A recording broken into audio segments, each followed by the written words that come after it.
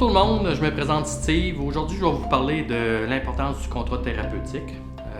À la fin de vos entrevues d'accueil, avant de commencer votre démarche avec nous, on va vous demander de signer un contrat thérapeutique.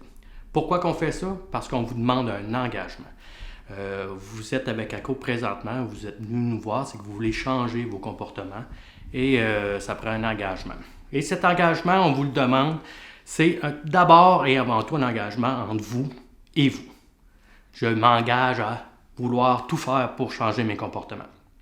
C'est un engagement aussi qui est fait entre vous et votre intervenant et entre vous et les autres membres du groupe si vous faites du groupe. Donc, ça balise un peu votre démarche chez nous. C'est un document qui est quand même très important. Je peux vous dire par expérience, avec les années, que tous ceux qui ne respectent pas le contrat thérapeutique dès le départ, je peux prédire quasiment à coup sûr qu'il va y avoir un abandon avant la fin de la démarche, malheureusement.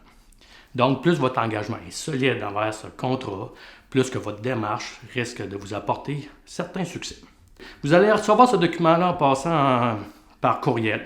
Après la première entrevue d'accueil, vous allez recevoir ce document-là. Vous allez avoir le temps de le lire. Vous allez pouvoir poser des questions avec votre intervenant s'il y a des choses pas claires.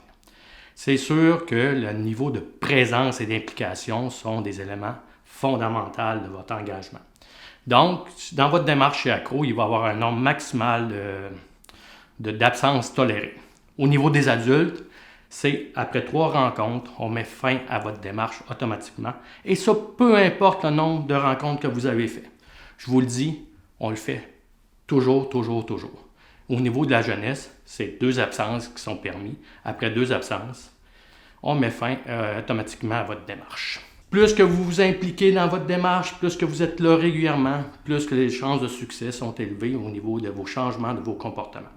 Qu'est-ce qu'on vous demande lors de vos présences? C'est d'arriver à l'heure, d'être prêt tout le long de la séance et de participer activement tout au long de la séance, d'être dans un état. Je ne dois pas avoir consommé de la journée, je dois être prêt et disposé à parler, à m'ouvrir, à échanger, puis à recevoir aussi des commentaires de mes intervenants et aussi du groupe avec qui, mes partenaires de groupe. Je dois m'engager à nommer qu'est-ce qui ne va pas, si j'ai des idées suicidaires, j'ai des idées d'homicide, si j'ai des idées de vengeance, je dois en parler au groupe, je dois dévoiler tout ça. Autre élément aussi très important, c'est tout ce qui touche la confidentialité. Autant de qu'est-ce qui se passe à l'intérieur de votre démarche, des autres personnes, on ne doit pas nommer les gens, on ne doit pas nommer qu'est-ce qui se passe. La confidentialité, c'est important parce que plus vous avez confiance en vos collègues, en votre intervenant, plus encore que vous avez des chances d'avoir des succès lors de votre démarche. Nos services sont entièrement confidentiels. Nous, on ne lèvera jamais la confidentialité, sauf pour 3 raisons. La première, c'est si vous nous le demandez de façon écrite. La deuxième, c'est s'il y a une loi qui nous l'oblige. Et la troisième, c'est si il y a un risque de mettre la vie en danger, la vôtre ou celle d'une personne de votre entourage. À ce moment-là, la loi de la confidentialité ne tient plus et nous allons lever la confidentialité pour assurer la sécurité des personnes de votre entourage et de vous-même. Donc, on vous demande de bien lire ce contrat-là, d'en prendre acte, et après ça, lors de la dernière rencontre, soit que vous allez le signer ou nous donner l'approbation, comme quoi que vous êtes d'accord avec nos règles. C'est nos règles de fonctionnement, c'est comme ça qu'on fonctionne chez nous. Et comme je vous dis, plus que vous vous engagez dans votre démarche, plus que vous respectez ce contrat-là, meilleures sont vos chances d'avoir des changements au niveau de vos comportements. Petite suite à notre contrat thérapeutique, étant donné la pandémie, présentement, nous faisons des groupes en virtuel. Donc, on a fait un petit contrat supplémentaire parce que ça amène d'autres règles qu'il faut respecter. On vous demande à aucun moment de faire des photos de l'écran ou d'enregistrer qu'est-ce qui se passe. Encore là, c'est au niveau de la confidentialité, c'est de le respect de vos partenaires, de vos intervenants. Fait qu'on vous demande de ne pas faire ça. Point de vue encore confidentialité, c'est de vous isoler dans une pièce à part.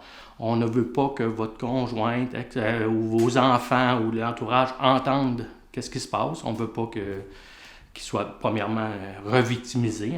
Réentendre qu'est-ce qu'ils ont vécu, c'est pas nécessairement intéressant, pas le fun non plus, c'est pas bon tout simplement. Et lorsque vous êtes isolé, on vous demande aussi de mettre des écouteurs dans vos oreilles. Ça permet aux gens dans la maison de ne pas entendre qu'est-ce que les autres personnes disent. On vous demande encore là une implication active. Donc, je ne suis pas en train de texter, je ne suis pas en train de regarder un écran ou d'autres choses. On vous demande 1 heure de travail parce que les groupes en virtuel ont été raccourcis pendant 1 heure.